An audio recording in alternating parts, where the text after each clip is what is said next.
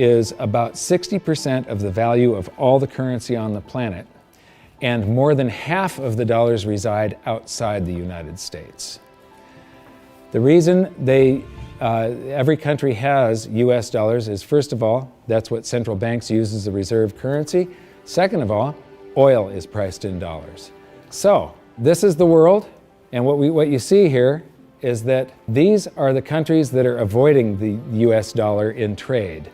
They're doing bilateral agreements where they'll either hold each other's currency and settle that way, or they're establishing, like right now, they're talking about a BRICS bank, Brazil, Russia, India, China, and South Africa, having a bank that will do settlements between the countries directly without using the US dollar. These countries, they tried to avoid using the US dollar, like Iran tried, and we banned them from using SWIFT.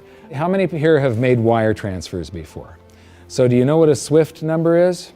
It's a code that you plug in, and this SWIFT system is what transfers those dollars from one person's account to another person's account. Well, Iran decided that they were going to sell oil only in euros. They got banned from SWIFT. But there's countries right now coming up with a replacement for SWIFT, and it doesn't use the dollar, it's the Sukra system. And Iraq started selling oil for euros. In Libya, they were talking about creating the gold dinar and selling oil for gold. So those are the countries that are trying to use something other than the dollar. And then you've got physical gold accumulation. I'll show you later that China is accumulating an immense amount of gold, but all the countries with an up arrow, that's gold accumulation. Then we have gold repatriation. Germany has been asking for their gold back, and they're getting it. Venezuela has repatriated their gold from the Bank of England. And then if we put this on a timeline, here's the nails in the coffin for the dollar standard. This is my evidence that I think is proof that the death of the dollar is coming, and it's coming shortly. Nixon ended Bretton Woods, and we went on the dollar standard. Then the first nail in the coffin is Iraq sells oil in euros. The crisis of 2008, and we added 1.25 trillion to our base money in the United States. As we add to the base currency, people get worried about inflation. They start rushing toward gold and silver. Iran ends oil sales in dollars, and they're taking commodities in trade for oil. They're taking, in Turkey, they take the local currency and then buy gold in Turkey and export the gold to Iran. So they're basically selling oil for gold. They do the same thing with India. QE2, quantitative easing, that's more currency printing in the United States. Libya, China and Russia bypassed the dollar. They did a bilateral trade agreement where they hold each other's currency, and they do direct debt settlement without having to wire transfer US dollars. Chinese president just recently said that the dollar as the world's reserve currency is a product of the past. Utah recognized silver and gold as money. China and Iran bypassed the US dollar with a bilateral trade agreement.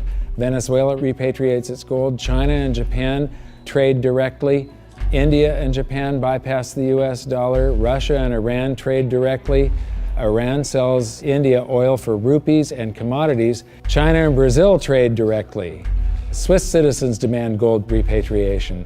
African countries ban the dollar. In Zambia, you can go to jail if you use US dollars. Quantitative easing number 3. They have announced at the Federal Reserve that they're starting with $40 billion of currency that they're creating each month, and now it jumps to $85 billion. That's more than $1 trillion a year. And remember, it took 200 years to go from no dollars to 825 billion, and now they're going to create $1 trillion every year. Iran trading energy for gold. Singapore removes tax on money. Germany repatriates 150 tons of gold from the New York Fed. The citizens of Netherlands demand gold repatriation. Ecuador repatriates part of its gold reserves. Austrian citizens demanding gold repatriation. China acknowledges fundamental market shortage of gold. And now, the Fed is increasing the rate of printing. I said from 40 to 85 billion every month, just over $1 trillion per year. So those are the nails in the coffin for the dollar standard. And if you noticed, they're all speeding up and they're all happening right now. You don't have a whole lot of time. And if you wait too long, then the opportunity is gone. So these are changes in Chinese holdings. They are accumulating gold. They are getting rid of U.S. Treasury bonds. This is gold held in China. The green line is the cumulative gold. That's on this side, this scale. So it's gone from about 700 tons to almost 6,000 tons. And the past couple of years here, they have ramped up their buying. They know that the dollar standard is coming to an end, and they are protecting themselves, and you're probably going to see gold-backed renminbi someday, the yuan.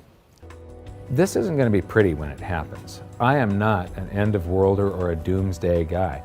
All you can do is play the hand that you are dealt. If we go to a new monetary system, and I think it's absolutely inevitable, there's just too much energy built up in this one that has to release. It has to come crashing down somehow. When that happens, there's an enormous wealth transfer for people that are on one side of the bet or another. And people don't realize that whether they think they are making a bet or not, they are making the bet. They are involved. This wealth transfer affects everybody, whether you want to participate or not. If you're holding paper assets and paper currencies, you have bet one direction. If you're holding gold and physical assets, you've bet the opposite direction. Thanks for watching, but this is by no means